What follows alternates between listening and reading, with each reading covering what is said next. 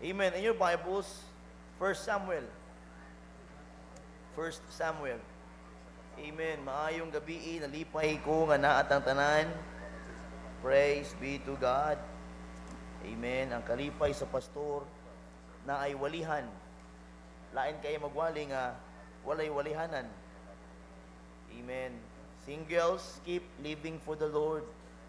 Sometimes it's hard to wait tungod sa mga offer sa kalibutan. Amen. Sometimes lisod kaayo maghulat. Labi na nga na ay ginahatag kanimo. But learn to wait on the Lord. Singles, amen. Bahalag di siya moabot. Basta dili ka mali. Kaysa di ka kahulat, mali di ay. Amen. So, be like princess, no? Hangtod karon wala pa as princess. Na naman unta, pero ako po di gusto. No? Ma'am Jerlyn, karon kailan siya dadating? Ma'am? September. Kana. Amen, amen. Princess, sigurado na yun, September, ma-meet, ma-eyeball o mag-date, blind date mo, mag-blind date. Basta pastora, amen. Basta pastor. Amen. 1 Samuel chapter number 3. We're talking about awaking. Awaking ourselves. Kay ganahan kita matulog. Amen. This morning, daghan kayo na nga tulog. Manalang sabaan ng pastor, wala katulog o kakabadayo ng uban. Now, 1 Samuel chapter number 3. 1 Samuel chapter number 3. Katong pastor, katong manguyab kang princess, jackpot to, nakadaog og luto. Kay maayo magluto. Sabi yung pagkalami ang magluto, aning bataan, negosyante. No? Kabalo mabuhi. Amen. Unya, di lang ka na. Pianist. Grabe niya. Surrendered pa pastors or missionary wife. Pero mas dako ang iyang calling to stay eh. Amen, I don't know. Siguro kung maminyo ni sila, ma'am, hangyo niya ni iyang banahon, magdayon sila, pabilin sa lighthouse. Amen, just kidding, no? She is cooking us every Sunday lunch, mga good food. Amen. And by the way, no, ang ato ang Bible Institute na aslay mission emphasis sa last Thursday of the month.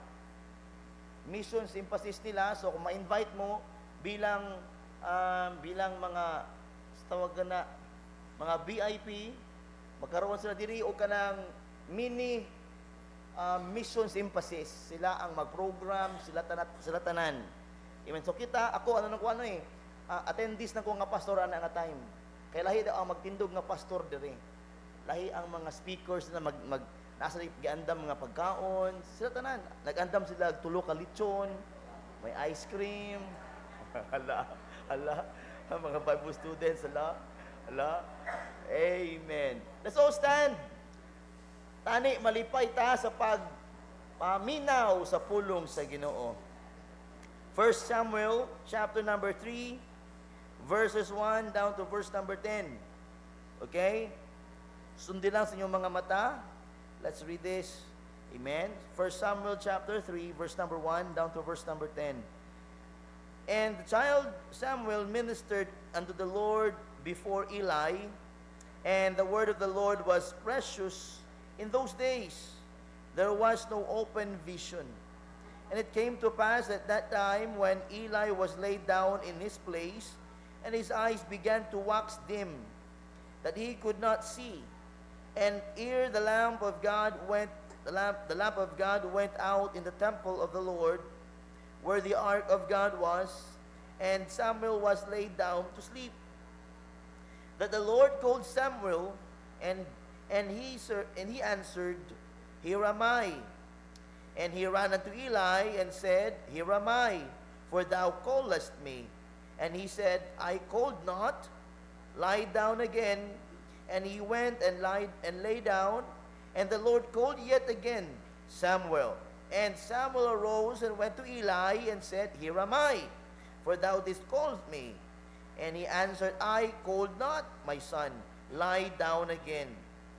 Now Samuel did not yet know the Lord, neither was the word of the Lord was yet revealed unto him. Amen. And verse 8, and the Lord called Samuel again the third time.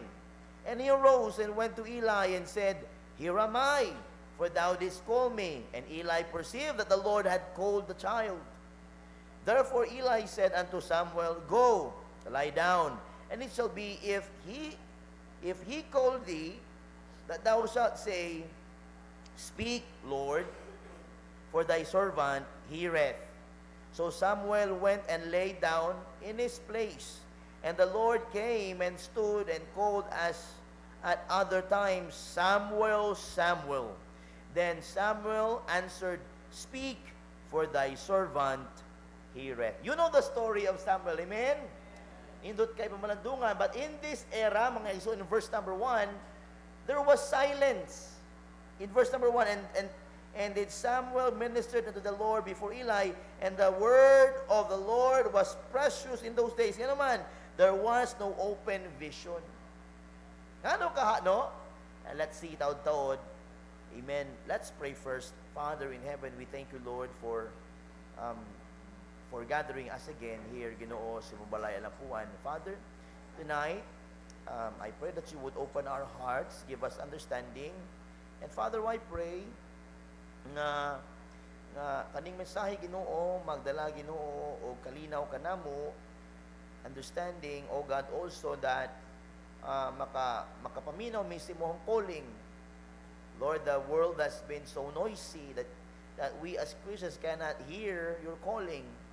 Father, please, use me in your way. Hide me, Lord, behind your cross. Use me, Lord, as your mouthpiece tonight. And let your members, let your people, Lord, makabaton ani nga mensahe ug mahimong panalangin para sa tanan. Lord, this I pray in Jesus' name. Amen and amen. Palihog maglingkod. Amen. Now, I just told you that there was a great silence in their time because the people in this era turned their back from God. Okay? In the days of Samuel, Israel was in spiritual decline. The priesthood was corrupt under Eli's sons. In chapter number 2, you can see the story of the two sons of Eli, Hophni and Phinehas, and they were wicked. Lantaran ang ilahang mga sala nga ginahimo diha sa templo. The priesthood was so corrupt under Eli's sons, Hophni and Phinehas, who defiled the offerings of the Lord. Di lang defiling the offering, but also committing adultery. Every sin nga nahimo nila, it made God nga dili naganahan. Nagwonder po si Eli why the Lord is so silent in his time. The people were doing what was right in their own eyes. Amen? The people were doing what's right in their own eyes. And the word of the Lord was precious in those days. There was no open vision in verse number 1. In this setting of silence and spiritual darkness, God chose a young boy named Samuel to hear his voice. You know Samuel, di ba? Ang anak ni Hannah o ni Elkanah. Ato lang isgutan gamay si Hannah. Si Hannah is barren, right? But she prayed to God that if God would give him a man-child, He will want iyang ibalik sa Ginoo to be God's servant. Ug nahitabo gyud nga ato nagapangayo pa si Hannah in front of the temple when then Eli came and told this woman is drunk. Go home. And nag-ingon si Hannah, Eli, I am praying to God that God would give me a man-child. And Eli, siyang baba mingon nga, the Lord heard thee, and God would give thee a man-child. Ug nalipay, nagkaroon og paglaom si Hannah, and that, pag-uli ni Hannah, mga igsoon, the Lord really gave her a man-child. And she grew the child, ginganlan niya Samuel. She grew the child, ug pag-abot mga igsoon sa tama nga day, nga si Samuel okay na para makatabang sa templo, gidala ni Hannah, gidedicate ni Hannah ang iyahang anak diha sa templo. And chapter number 3, verse number 1, o even chapter number 2, later mga verses, gihatag na ni Hannah si Samuel kang Eli. And Samuel has been doing and helping Eli in the temple. No? So gihatag gayud sa Ginoo si Samuel kang Hannah. And here mga igsoon, we saw the story that the word of God is so precious in those days that there was no open vision. And God chose a young boy named Samuel to hear his voice in chapter number 3. There was silence because those people are forgetting the Lord. These people is not heeding God's word. These people are what stiff-necked sa Ginoo, di na maminaw, gahay na gulo, and the Lord is silent. This was Samuel's first encounter with the call of God in chapter number 3. And his response teaches us how we too must awake to God's call to service. Dapat kini karon mga igsuon nga mensahe, maghatag ka nato og warning, maghatag ka nato og kanang way to think that also we should be heeding and listening to the calling of God for service. Para pangalagaran siya. Are you with me? In an unholy world, in a world of ever-changing, in a world nga puno kaayo og mga temptations, where Christians nagkaroon na hard nga mga time to hear the calling of God. No? Sa kaning nga panahon, naglisod na ta igsuon sa pagpaminaw sa pagtawag o panawagan sa Ginoo tungod sa kalibutan. Gamay na lang nga mga batanon ang nagasali ug naay kana bitawong deep nga want to hear the calling of God. Kay daghan ng mga young people nowadays ang kung naay camp, fellowship lang ang habol, dili ang calling sa Ginoo. Nowadays, daghana kaayo nga mga tao ang walay gana mga lagad sa Ginoo because the devil has been destroying churches. Like now, ang issue karon si Pastor Jeremy Ferguson, paminaw, please pray for him. Naiapas lang gyud ang gobyerno sa iyang property. Kay mas daghan pa siya igsuon og mga ginaalagaan kaysa sa DSWD. I don't know what's the real issue there, but it is a persecution to the church. Lain kay mamalandungan igsoon niya ang gobyerno magsusulod na sa property sa church wherein we know that the state and the church should be separated. Ug nahimo ng bias ang government because just hearing a one child, amen, lahi na panahon karon, even a 10-year-old child can lie. Lahi na panahon karon nga maski 10 anyos nga bata, kabalo kayo manikal. Kabalo kayo mga tik. Nadagma lang ingnon nga si mama man ko naghimo ani. No! See that? We're praying for Pastor Jeremy. I hope and I pray na ang gahom sa Ginoo, but atong ibutang na sa kabubuton sa Ginoo, let the will of God be done.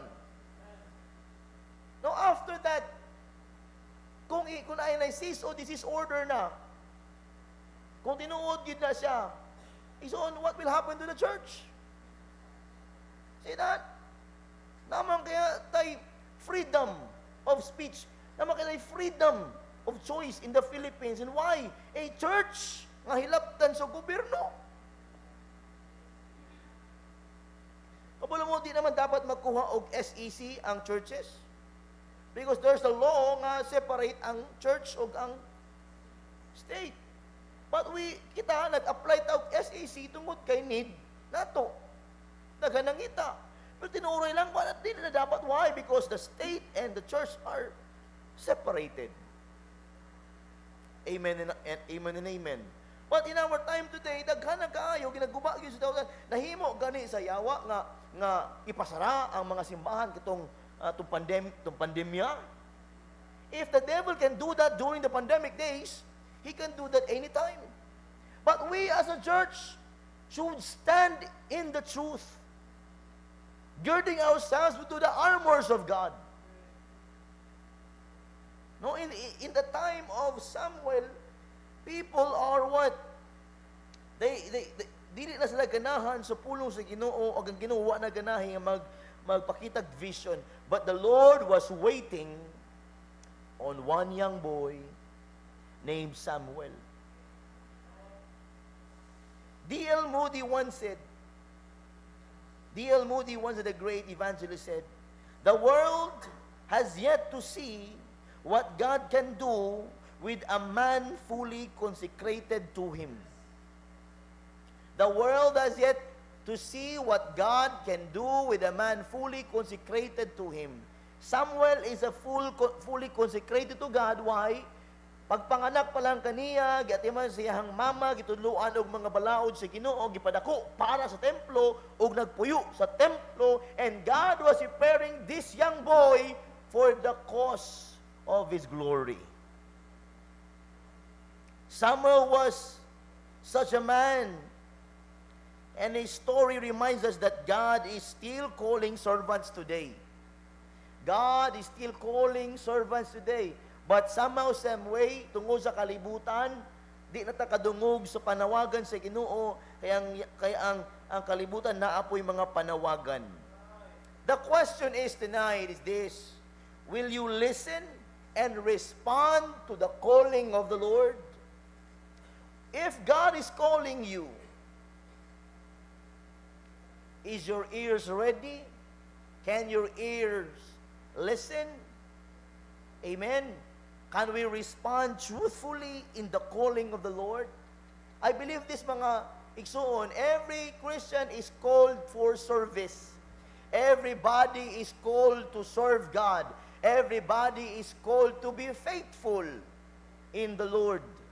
Pero kaning calling para sa ubang mga bagay-bagay, para sa Ginoo, is a special calling. Amen.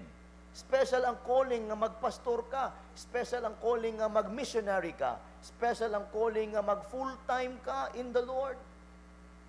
But can you hear that calling? Somehow we are full of the things of the world. Full of the things of some people around us. Full of the things sa mga plano sa ubang mga tao o dili plano sa Diyos. Tonight, mga igsoon, please listen to the calling of the Lord. I entitled the message tonight, Awake to God's Calling to Service. Awake to God's call for service. Now, natulog diya si Samuel, right?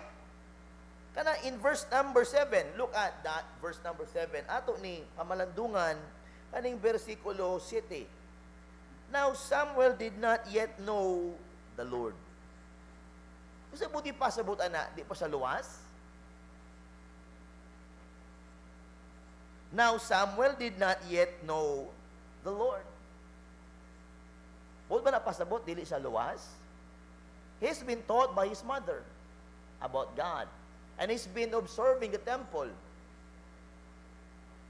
Kanang pulong din ang mga igsoon, now Samuel did not yet know the Lord because verse number 1, ginaingon diha, and the word of the Lord was precious in those days. There was no open vision.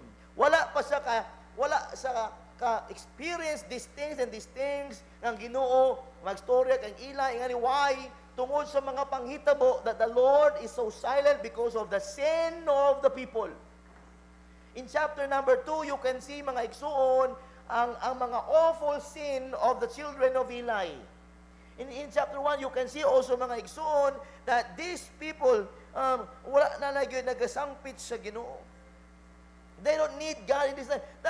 There was silence. In verse number 7, now Samuel did not yet know the Lord, neither was the word of the Lord yet revealed unto him.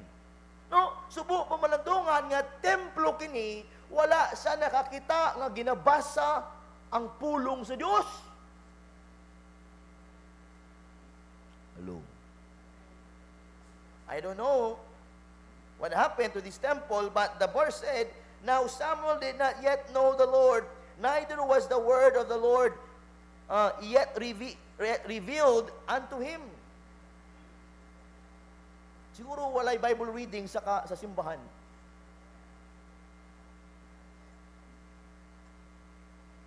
Put your feet on Samuel's shoes. Being in the church, nga nakita nimo ang mga anak sa propeta was doing awful sins. Siguro kung nata ato nga time na discouraged ta, di ta mga lagad sa Ginoo. Because of the sin of Hophni and Phinehas. Chapter number 2. Verse number 12. Okay ba ta? Let's go back, gamay lang.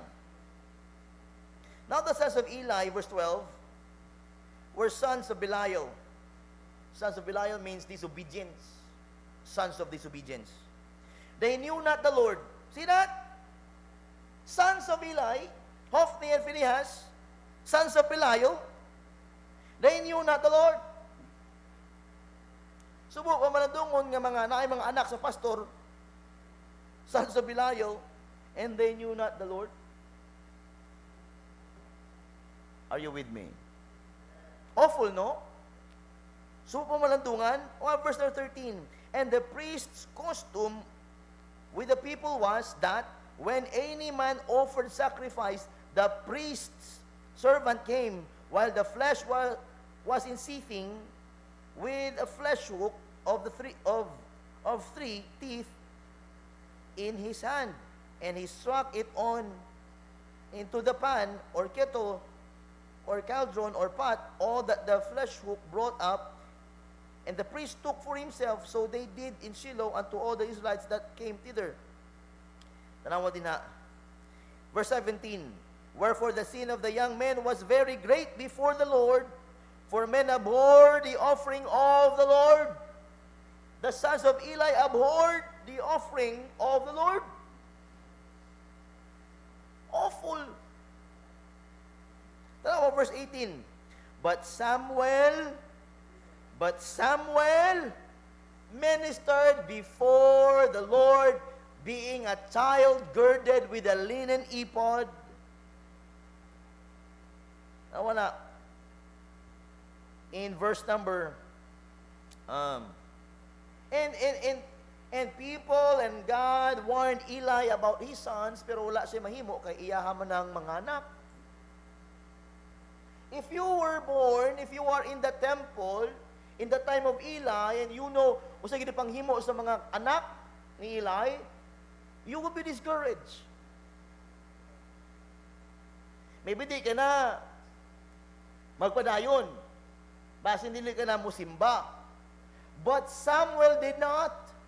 He continued in serving the Lord. See that, mga igsoon, ang templo or ang church, dili perfect. And if we are in the church, we are not serving people, we are serving God. So, pamalandungan, mga igsoon, that now, sa mga simbahan, it's so easy to quit serving the Lord. It's so easy to quit serving God. Nga ang atong rason because of people. No, our reason why we are in church because of God and not because of people. Now let's go back. Awake to God's call to service. If God is calling us, amen, we should be saying also what Samuel said, here am I. Speak, Lord, for thy servant heareth. In the story, let's see 4 things. Okay pa ta? Aning mga young people di ganahan og mga ingani klase nga wali kay murag history ba? Naasa magkaroon sila nosebleed. Paminaw, if you really love God's word, you will listen. Nindot ni ing ani nga mahibaw-an nimo unsa na sa family ni Eli, mao ba? Mas maayo ni dito magchismis kaysa ubang tawo imong ichismis. Amen. Kay patay naman mga tao ngani, nya imong ginachismis buhi pa man, magdaog gid mo, mag-away gid mo. May ichismis sa mga patay kaysa buhi. Wa kay kontra. Now here, let's proceed. Panayon, there are 4 things that we need to see in the story. Now, ang atong focus is to awake to God's call to service. Maybe we are sleeping in the calling of the Lord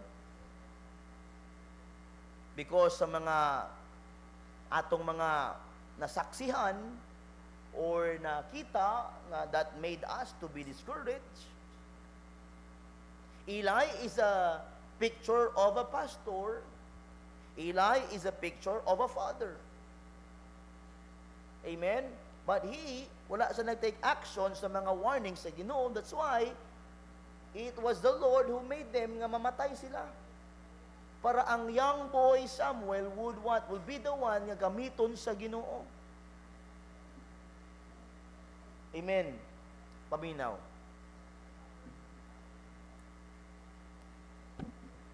Check mic. Check mic. Hello. Hello. You know what? Inaya po na naunsa na. Paminaw ani. Ginakulbaan ko di tungod kalibangon ko.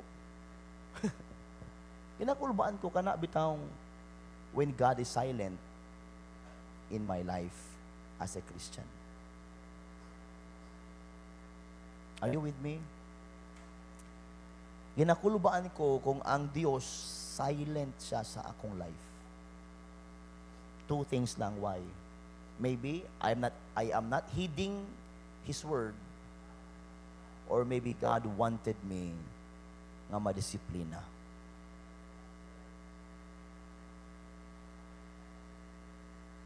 Kana bitaw mo simba ka, but you don't have, wala ka ginatandog sa pagwali sa pulong sa Ginoo. Kana bitaw mamino kagwali pero murag di mo sulod sa imong huna-huna ag kasing-kasing ang mga pagwali sa pulong sa Ginoo. When nga kana bitaw nga wala nay kanang urgency ang altar call sa imong life, lisod mo malandungan igsoon because you are in church. You need to have that feeling, the urgency to be on the altar, worshiping and praying to God, talking to God. Now, when God is silent in your life, kabahan ka dapat. Because you don't want to be silent in your life.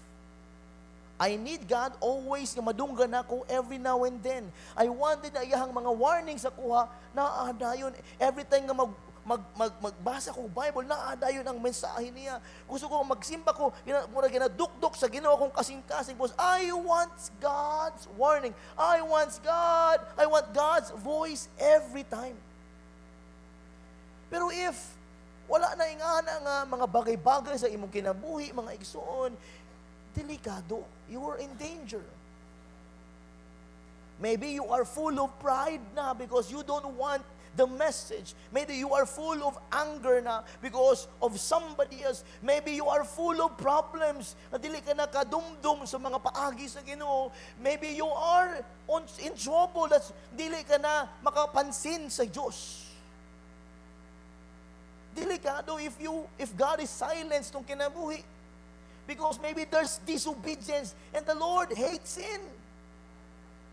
If there's sin in our life, God wants us to repent. God wants us to find Him and ask for forgiveness. If we continue in our sins, mga igsoon, nagapalayo ang iyang kaayo sa kinabuhi, di ba?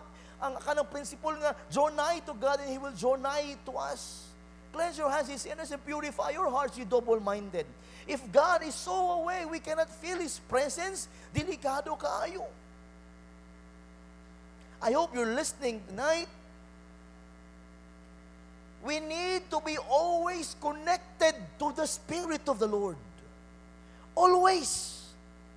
Not just every Sunday, not just every Wednesday, but every week, every moment of every second of each day, we are to be connected to the Spirit of the Lord. I don't know about you this evening. I want God's calling. I want God's presence. I wanted God's connection in my life daily. When I pray, I want Him to talk to me. When I read His Bible, His words, I want Him to talk to me. Every time in the preaching, in the worship, I want Him to talk to me and break my heart. I need to be broken every time in His presence. When there's brokenness, there's humility. And when there's humility out of brokenness, God can use us. God cannot use a prideful heart, you know that. So, delikado kayo igsuon when God is silent in our life as a Christian. It's good to do many things in our life, but forgetting about who you are in the sight of God, delikads. Okay na ta? Ano lang to, mag-adlib lang to, pero tinuod kayo. Kulbaan dapat ka kung silent na ang Ginoo sa imong kinabuhi. Because di ba, kapangit na si Ginoo, every time nga magka-problema ta, kasi una pangitaon. Si Bombay, o ang Ginoo, wala'y sala sa pangutang, but see to it that you always seeking God first. Delikado yun. So I'm telling you, if you see more trouble now, as you see God's hands moving, delikado. When you see more troubles na than God's hands moving, delikado. Kayo sahay, matabunan man ang kamot sa Ginoo nga nagalihok sa mga problemang imong gina-entertain matagadlaw. When there's hate and anger, you cannot see God's hands moving. Especially when there's pride, God is away. There are times that I am studying, I am reading. There's 3 books I am reading every day. 3 books. O gamay-gamay lang, hinay-hinay lang. O morely sa Bible. Siguro ang isa ka book, ang nabasa ko, 2 pages. Another book, 2 pages. Hinay-hinay lang. And the Bible always good. But there naagi mga panahon that looking for God. I am looking for God. Sometimes I read the Bible, makafeel ko wala ang presensya sa Ginoo. Every time mabasa ko, murag, I am looking for the Lord. Do you feel that? Same? And pagkahuma sa gabi, mag-ampo ko, ingon ko sa inyo, Lord, I didn't feel you this morning. Why? Ngano, Lord? And He told me, mas daghan niya ginaisip kaysa sa ako. Gibutang sa Ginoo sa una-una, mas daghan ka ginaisip kaysa sa ako. Tinuod o dili? Kayo sa mga igsuon, mas daghan ang atong ginaisip nga mga bagay-bagay kaysa sa atong Ginoo. We quote the verse every time, seek ye first the kingdom of God. Pero mali man takay, dili man una ang Ginoo matagadlaw. Am I right? I hope every morning you would think about God. Lord, thank you for waking me up. Dapat magpasalamat na, Lord, salamat nga imo pa kong gipamata. Dili nga cellphone dayon.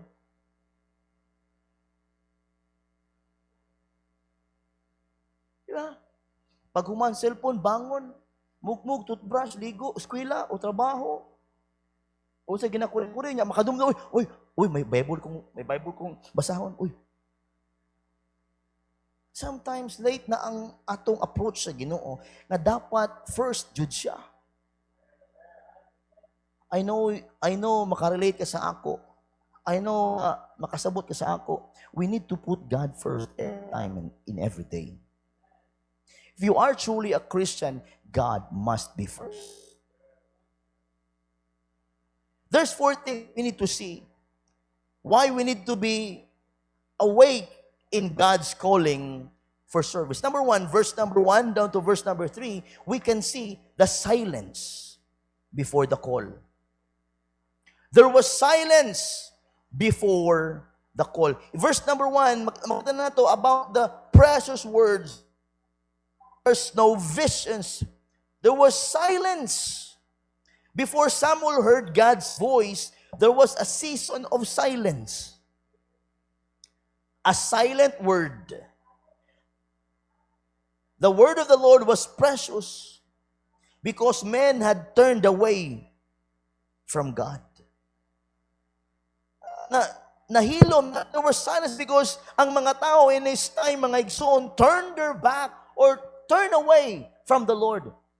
Turn your Bibles to the book of Amos, chapter 8, verse number 11, or in the screen na lang. Amos chapter 8, verse number 11. Behold, the days come, saith the Lord God, that I will send a famine in the land, not a famine of bread, nor a thirst of water, but of hearing the words of the Lord. There was a prophecy, ingon na Ginoo nga, magpadala siya og famine, dili, kay kulang ang pagkaon, dili kay, usa klase nga famine in the land, but a famine in hearing the words of the Lord. There will come a day, in Timothy, gibalik na, maabot ang mga alaw when men will become lovers of themselves more than lovers of God. Truth breakers, effeminate, maabot ang mga panahon nga di na magkaroon o gugma sa pulong sa Ginoo. And there will be silence. You know why? Because people now will turn their back away from God. We saw that there was silence before the call. Naana si Samuel din na sa templo, but still wala na nakadawat o panawagan tungod God put some time the temple in silence or in the land. We saw a sleeping priest. In verse 1 down to verse number 3, Eli's eyes grew dim. He represents spiritual dullness when leaders stop listening to God. Wala mga igsoon, ayaw gyud mo og dili kung ang inyong pastor gusto mag-attend og kanang mga conferences. Ano man, kami nga mga pastor nagkinahanglan pumiwalihan. Although every time ako mawalihan sa akong asawa, pero di na ngawali. I'm just kidding. We pastors needs preaching also, but delikado kay mga igsoon that if leaders in the church will never hear God's word. There was a sleeping priest where Eli, ang iyang mga mata grew dim that he cannot read. When leaders talk to God, mas ginapaminawan pa ang mga reaction sa uban o maulang topic sa church.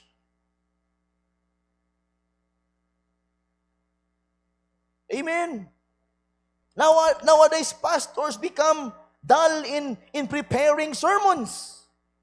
Kung usa na doon sa conferences, mauto to iwali pagkaabot sa simbahan. Daghan nga mga preachers in the church na di naganahan magbasa silang Biblia o mag-prepare og wali. Mag-prepare na lang og wali kung namoy schedule. I hope you preachers are preparing na mga sermon para kung na-schedule ready ka. Dili nga kung makabaton ka pa o ka ng schedule, di pa ka mag-study. Muna, when you preach here, dili ka andam. Makitaan ba, bagyot nga dili ka andam. Kadugay nga panahon katagaan kag schedule, unya ingana ang imong upagwan.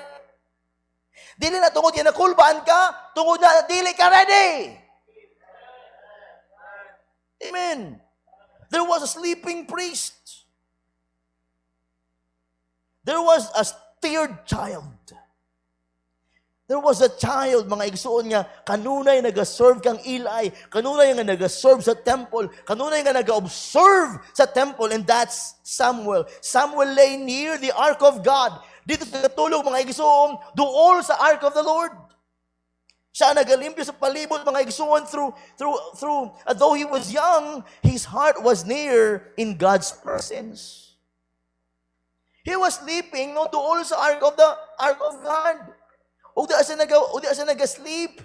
Ever sa young life, when he was in the temple, he was near to the presence of God because he was sleeping near sa God's ark. I like the verse to make sa panahon sa itong pandemya, ang atong tema nakalimot na mo? Be still and know that I am God. Bisan pandemic, be still and know that there is God. Be still and know that I am God. In the time of Samuel, during the time of Eli, nakita ni Samuel, ingana ba ang templo? Ingana ba ang templo? But Samuel did serve God well. Bisan pa sa kapublimahon sa templo, and he wanted to be near to the Lord. Sometimes, take this, sometimes God speaks most clearly in the silence of waiting. Sometimes we wait only to find na na na na na na na na, not far away, only to see that na na na na na na na na. Amen. Sometimes God speaks most clearly in the silence of waiting. In the time of Samuel, there was silence that when God calls, abi niya si Eli. Amen? There was silence before the call. 2008 or 2007, gibtan ko og kanang gikuan ko og ministry sa akong pastor. The ministry in Tinagakan.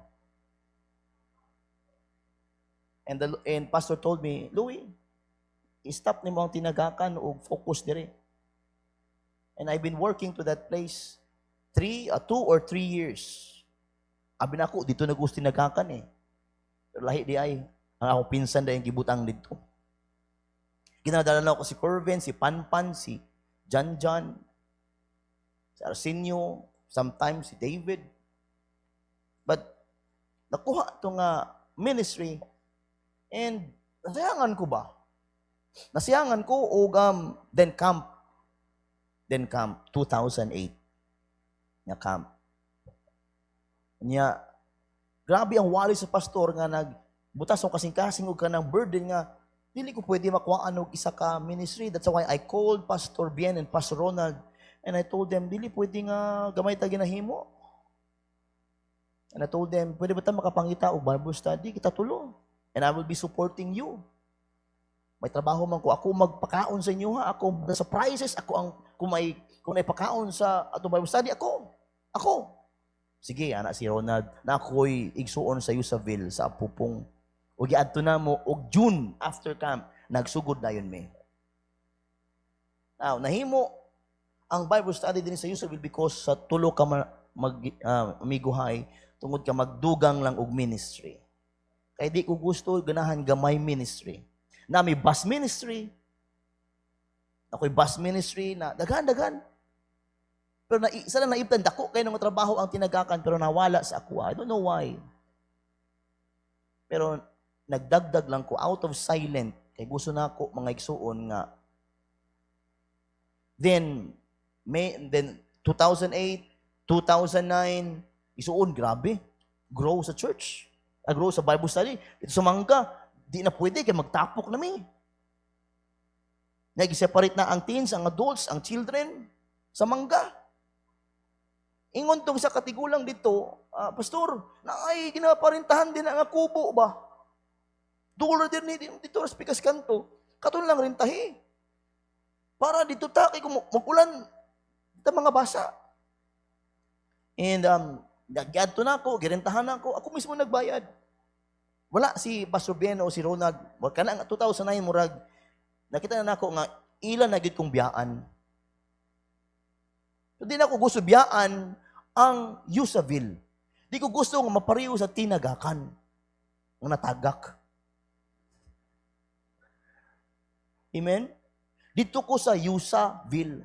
Bahalag mag-ino Sara sa Usaville. So, mo to magirentahan mga igsoon og nag okay ang tag-iya og naa si mga libro. Nay libro diri. Tako kay nga para puno kayog libro. Libro sa kay pastor di ay ang tag-iya. Ani? Unya, ang kabulo kaon sa iyang birthday, February 5. Coincident? Pastor nga namatay, diri. Pastor ni Puli, parehog birthday, February 5. Di lang kana, as I read his books, ang iyang mga ganahan nga mga statement sa Bible niya, akong mga paboritong verse. Psalms 56 verse number 3, iyang gibilugan, giskwera niya, my life verse. What time I am afraid, I will trust in thee. And that is my life verse before.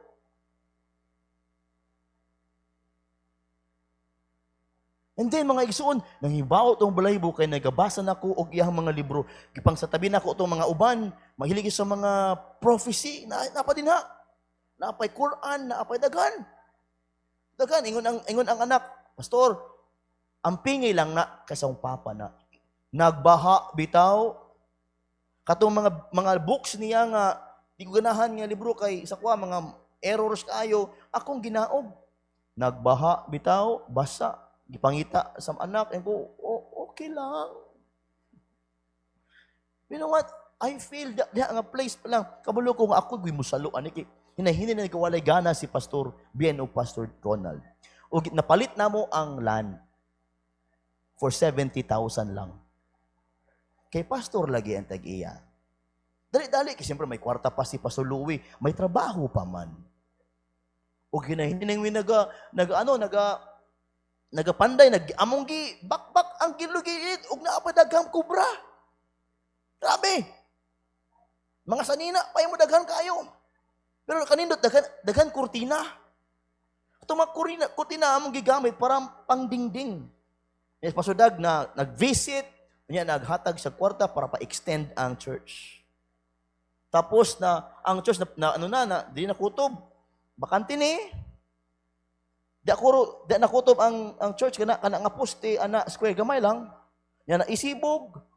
Nya na atupan na og kanang sin. Nya nasibog og nasibog na jud. Uwa na gyud sibugon. You know what?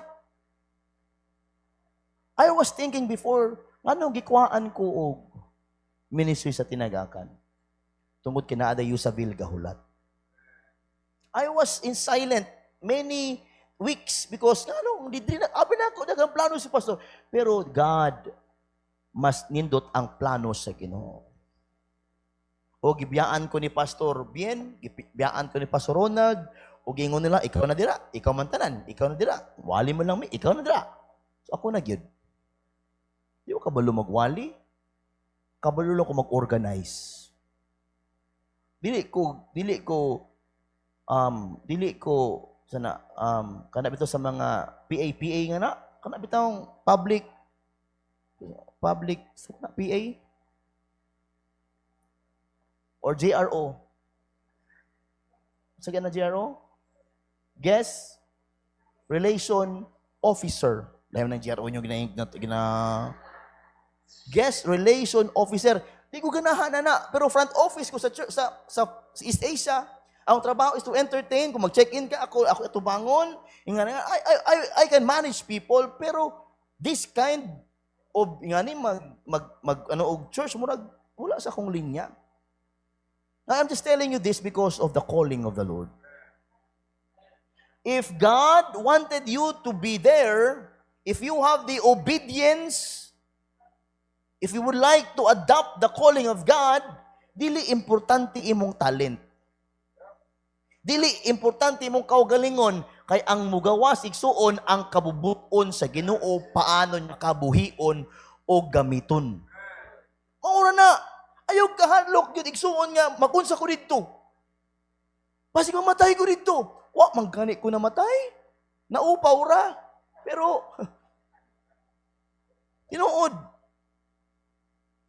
Tinuod kayo ang calling sa Ginoo. Kung imo lang gyud paminawan, nindot ang panalangin. Pero never expect sa calling sa Ginoo nga right dayon-dayon. Dayon-dayon ang comfortable. Wala. Grabe, nakatulog ko sa yuta diri. Nag-ulan pa. Pero I know God wanted me to stay. And I'd stay. And salamat ko sa Ginoo nga naminaw ko mo na ay the Lighthouse Baptist Church karon. No, it is not me who will put people inside the church. It is God will put people in His church. Ay muna usahay masakitan ko kung naidi na mo simba, pero mabalik ako ang hunahuna ba dili man ikaw ang dahilan nga nung naa sila diha, ang Ginoo man. So mawala ang guilt o ang kasakit. Pero let's go back to Samuel. Samuel was sleeping near the covenant of the Lord, the ark of the covenant of God. O he doesn't know kung si plano sa Ginoo.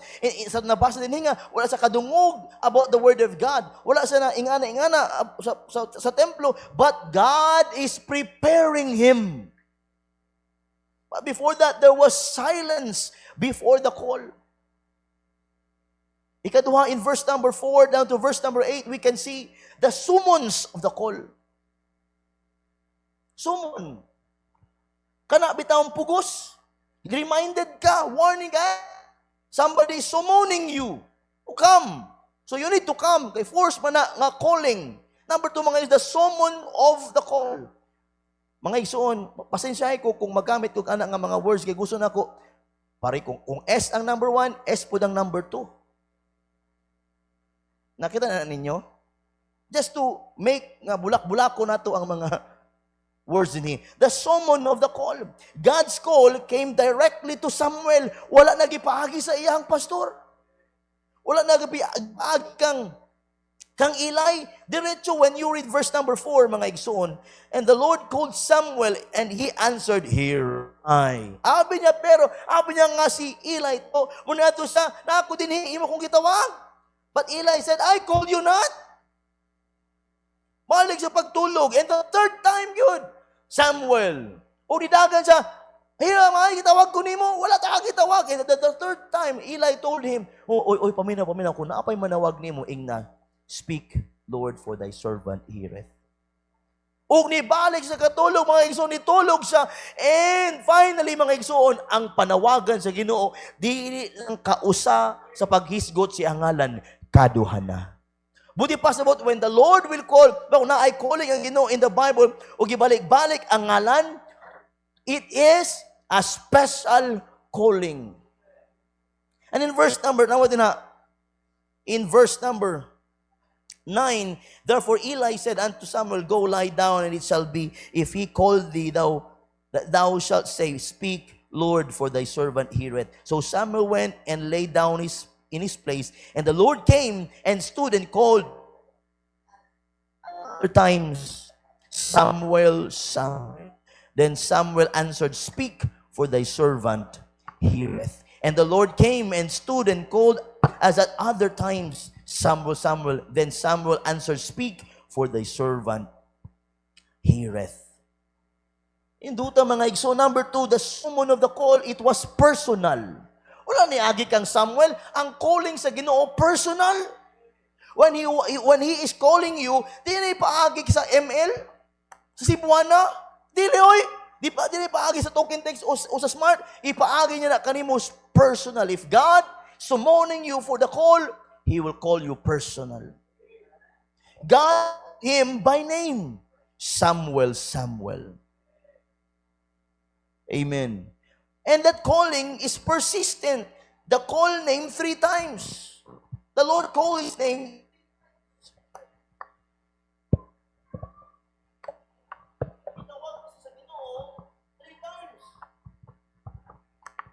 Amen?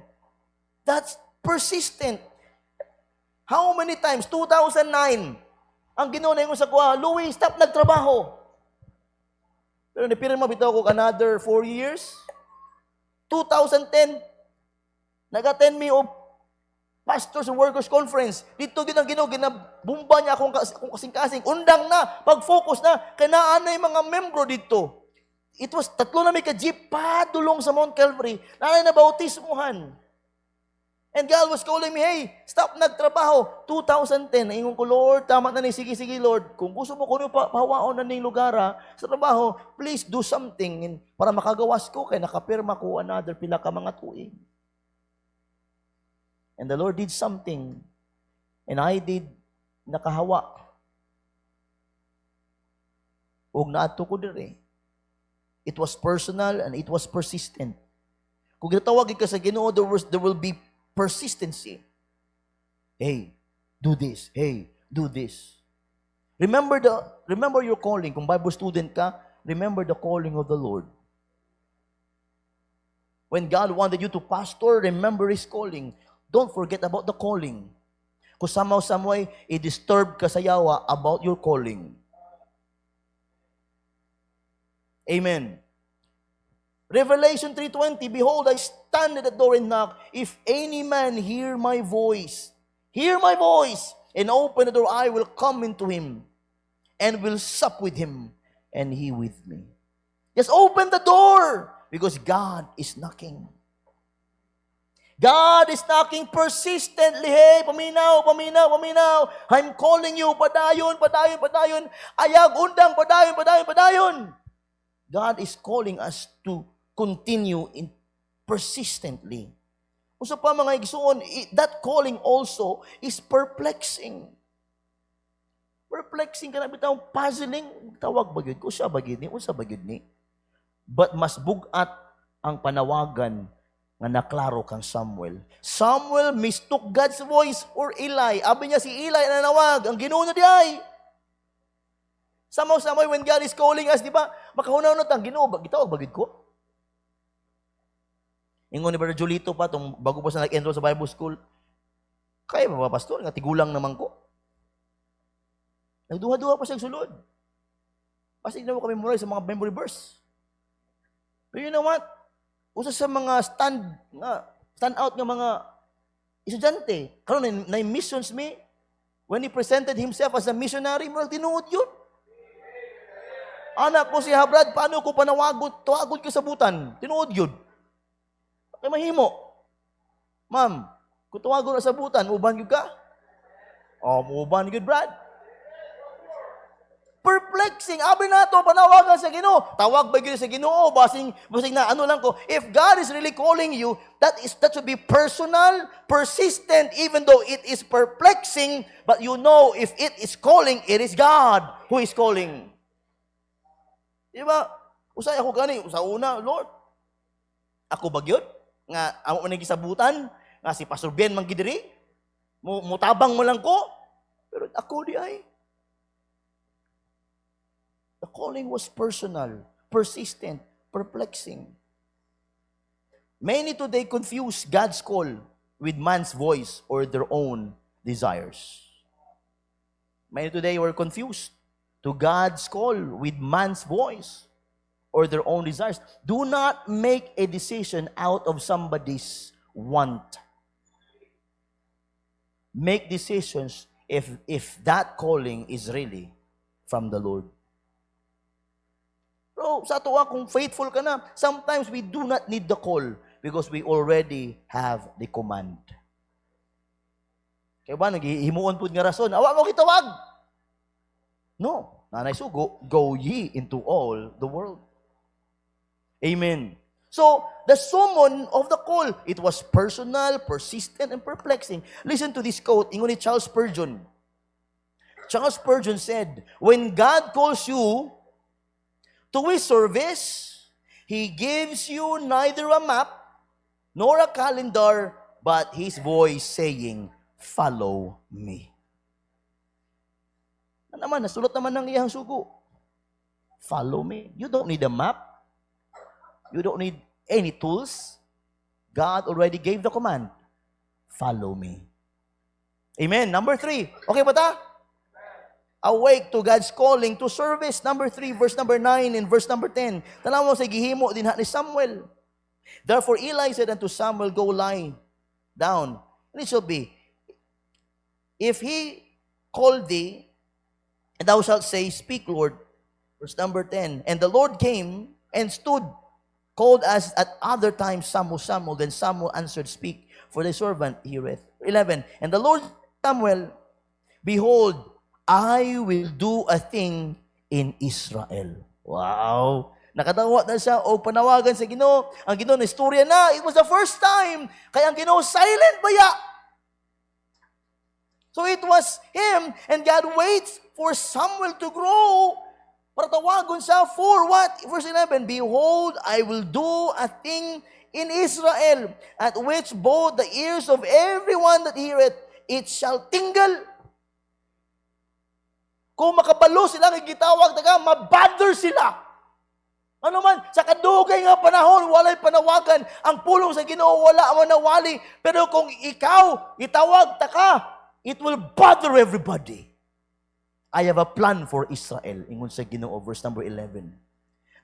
Number 3, the submission to the call. When Eli guided Samuel, he finally responded rightly.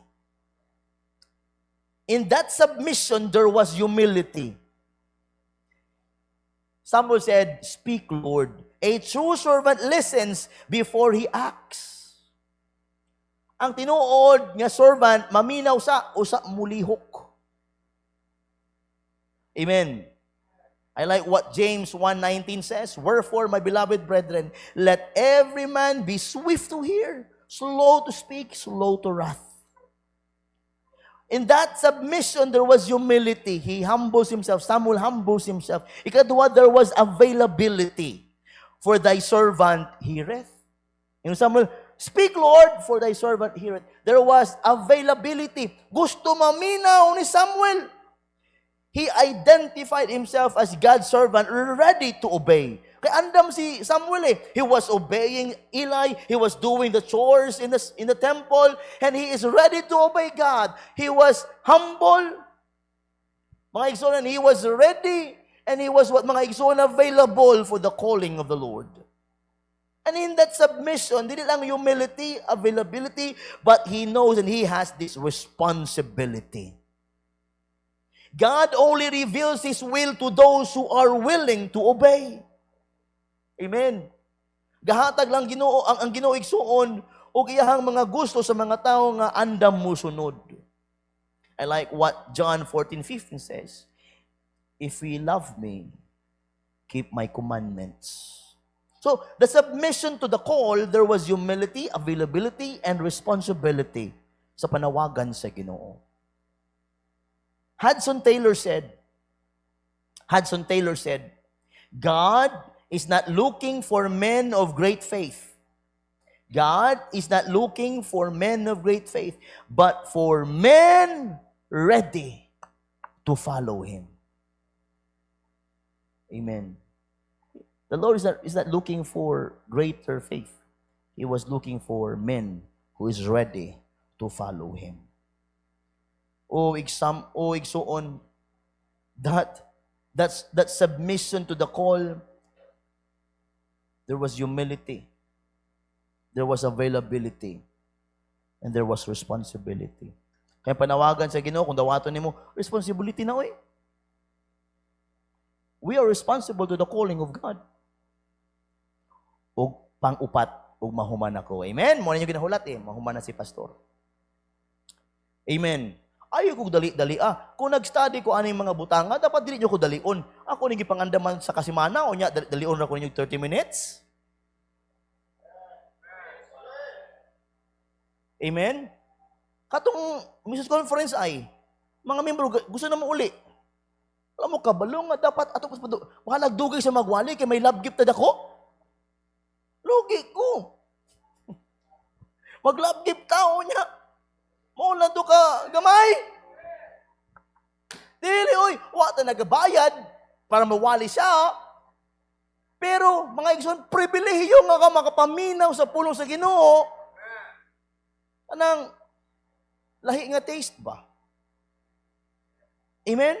Kaya usahay, magsawa na mo sa hungnawong, sa paagi, sa pagwali, unta, laing flavor na buod. Amen? So mga igsoon, when there was preaching sa pulong sa Ginoo, dapat di kita mo dili, masin kinsa pa nang dagway dira sa pulong sa Ginoo. Number 4, verse number 19, and I'll be done. 19 to 21, we saw, and Samuel grew, and the Lord was with him. Ow. There was silence. There was submission. There was what? Number 2? There was summon. And so verse number 19, and the Lord was with him. Pag kaninduta ka na lang, okay na. Bahalag unsa ng mga unsa-unsa din, basta ang Ginoo na alang yun ka nato. And Samuel grew, and the Lord was with him, and did let none of his words fall to the ground. Kaninduta no? Samuel grew, and the Lord was with him, and did let none of his words fall to the ground. Buti pa sabot, Samuel was really obeying the Lord. Wala yun siya may pakyas sa mga gusto sa Ginoo. Verse number 20. And all Israel, from Dan even to Beersheba, knew that Samuel was established to be a prophet of the Lord. Now, eyes here. Ganiya mingon ko, ang mga tao, nakita niya ang mga anak ni Eli nga grabe ka wicked, right? Sa offerings, sa mga babae, sa temple, ilang ginaguba. So, ang mga tao may discouragement to. Siguro ang ubang tao gani, ubang member nito nakasabot nga nung ang Ginoo silent because of the deeds sa leadership.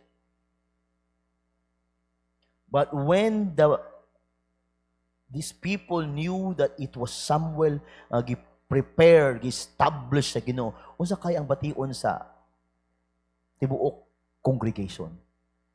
Salamat. Ay bagong propeta. Mabag-o ang church. Mabag-o ang temple. Makita na mo. Or maybe there will be people also that will what? Itong mga makakasala nga, we don't want holiness. But more sa church, bayan nga aghapon. Some people wanted holiness. Some members wanted compromise. I hope naka sa holiness. Amen? I hope ang church wants holiness. Dili compromise. Most of the time, nagi mga tao nga compromisers. Gusto nila dili kaayo stricto. Dili kaayo holy. Dili kaayo ano ba? Dili ta sige lakaw ministry oy. Dapat pwede po mag-coffee, mag-chill-chill, pwede po nga mag-short-short, magpantalon-pantalon, pwede po mag-ingani-ingani. That's compromise. When the Bible is strictly telling to know the things, dapat kita mga membro should be knowing nga know ang Ginoo sa kana nga mga things. Because ang sugo sa Ginoo, be ye holy for I am holy. Holiness comes with integrity. Oh, igsoon, I am not pointing to some, I am preaching to all. I hope and I pray, igsoon, that we are not compromisers. We must be what? Maningkamot ang mahimong holy to holiness. Igsoon, the church ginadestroy bago sa yawa nowadays. I hope na sense ni mo na. The devil is destroying good churches. The devil wanted to destroy all good churches. You know why? Because he wanted churches nga compromisers. that cannot please God. So let's be aware.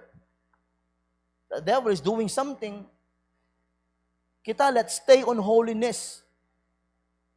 Bahala tag i-persecute. Basta we will stand firm in holiness. Because our God is holy. Number 4, we can see mga igsoon, the success of the call. The success of the call na andam man gyud si Samuel. Right? Andam man gyud siya. Gibutang sa Ginoo, sa iyang mama sa templo, nagtrabaho sa templo, and he was ready to hear, ready to do, ready to obey, and there was a success of the call. Samuel's obedience led to a fruitful life.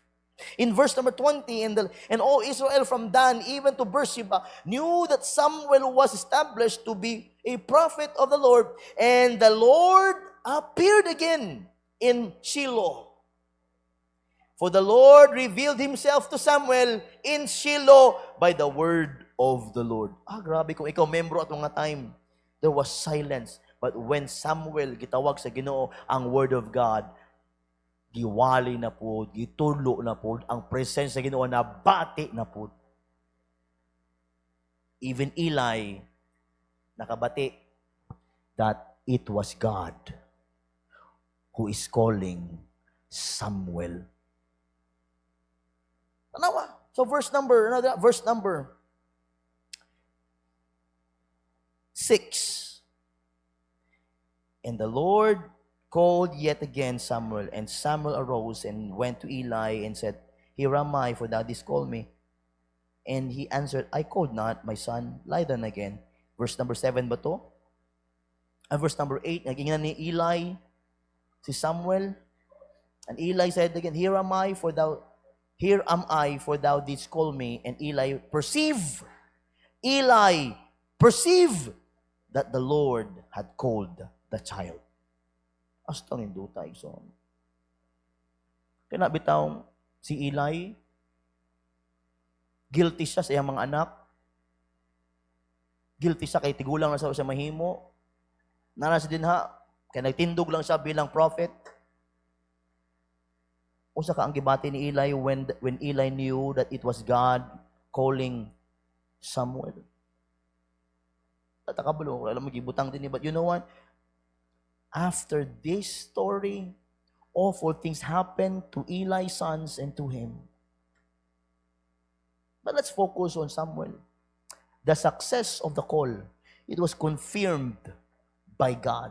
The Lord was with him and did let none of his words fall to the ground. There was credible before men. All Israel knew Samuel was established as a prophet. And there was a continued fellowship. The Lord appeared again in Shiloh. God blesses the obedient servant with His abiding presence. Kung naay obedient nga Kristohanon, ang abiding presence of the Lord naagayod.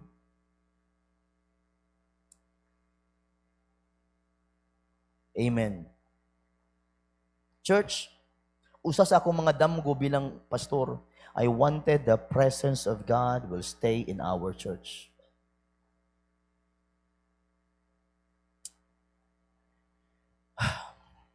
Church, lisod magpastor.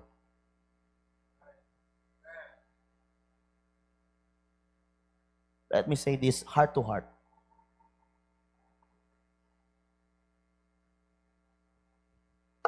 Kung ikaw ang pastor sa church, handumon gud nimo always ang presensya sa Ginoo. Aminaw mo? Ang akong handom gud igsuon nga magpabilin ang presensya sa Ginoo sa simbahan. Ug asa man na magikan na sa leading sa pastor.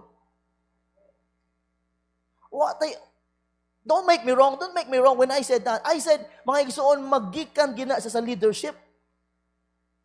And my prayers to God, Lord, please keep me. Keep me, Lord. Please keep me. Nga, mahimo na ko, in my days as a pastor of this church, ang imong presensya, ang imong holiness will still stay in this church. Wake up! I hope you are sensing my point. Kung maabot ang adlaw igsuon nga masama ta sa uban nga churches nga wala na ang presensya og holiness sa Ginoo sa atong simbahan, igsuon you people of the church will feel that our church is going down. Many churches nowadays, mga igsoon, nga naguba na sa dautan, nga wala na makaplagan ang pagkabalaanon sa simbahan. An old lady came to me this morning and said, Pastor, I really like this church. Wala ako nagpahambog, pero ingon siya, please take note, please ni, I really like this church. Kung ano man, ma'am. And she told me, Pastor, I feel the Lord. I felt the presence of God. Dito sa amo, Pastor, wala na ingani. Wala na choir. Dili na hymn ang ginakanta. Wala na tithing. Wala na soul winning. And he was dreaming to stay. Ingon siya, I wanted to stay, Pastor. Na-excite ko nga, ingon ka nga, you will teach about tithing. Unta makabalik mi dayon. Igsuon daghan nga mga kasimbahan karon, the church has been na-lose nila ang ilang holiness. The presence of God. Muna ang atong gusto nga makontrol ta sa mga tao instead to be controlled by God. We wanted our church to stay the same, holy as it is, na integrity that only God can control. Nga maulang gyapon ang ginakanta sa choir, an old-time religion for the Lord, preaching the very word of God. Oh, mga igsuon mo na kung andom, Lord, kung maabot man ang adlaw nga mag-introduce kog drums, mag-introduce kog CCM, mag-introduce may ingani klase nga mga bagay-bagay, Lord, kill me, take me home. Are you with me? Lisod para sa pastor. Ng atimanon ang pagkabalaan sa church. Yan na ay mga membro nga i-question me. Na ay mga membro nga i-question ko about this and that. Ngayong anak na ko, where did I change? Where did I change? It's hard. That's why you need to help me. If you want this church to remain as holy as it is, please help me. Don't fight against me. I still have the nerve to stay holy and not compromise. I saw a lot of churches. Wala na holiness in the altar. I saw a lot of members dili na holy as they are before. Kung naataan ang time in the time of Eli, unsa ka atong bation? Kung naatong panahon ni Eli ba, nakita nato ang mga anak defiling the church, the temple. Kung naata ato nga time, isa guruta nga di na mo simba. Pero praise the Lord, naghilom-hilom ra ang Ginoo nga naa siya ginahulat nga batang laki nga gamito niya para sa iyang glory. Amen. God wanted nga i-revive. God wanted nga i-replace ang leadership. God wanted really mga igsuon nga moabot ang time that He will use Samuel for His glory. I felt the feelings of Eli. He loves his children. Palangga niya iyahang mga anak. Nga mas niya mga mali siyang anak, di niya kayang badlungon, kidagko naman. You know what? It was hurtful para kang Eli nga napildi ang Israel. It was hurtful for Eli in chapter number 4. It was hurtful for Eli nga may balik yung mga anak nagbitbit sa Ark of the Covenant nga dili man dapat nigdala na dito sa gera pero napildi gihapon sila, nawala ang gahom sa Ark of the Covenant. It was hurtful for Eli. Dili baya igsuon effective ang Ark of the Covenant kung ang nagdala makasasala. It was hurtful for Eli nga nahibawa niya nga namatay ang iyang mga anak. That's why he was shocked and he fall and his neck break and he died. Itambok kaayo. Ang pinakasakit igsuon mauni itong anak ni Hopni, ay asawa ni Hopni buntis di ay. Are you still there? Buntis di ay. Yung mga nakay, og nakaanak, og iyahang ngalan na yang anak, ikabad, ay kabad.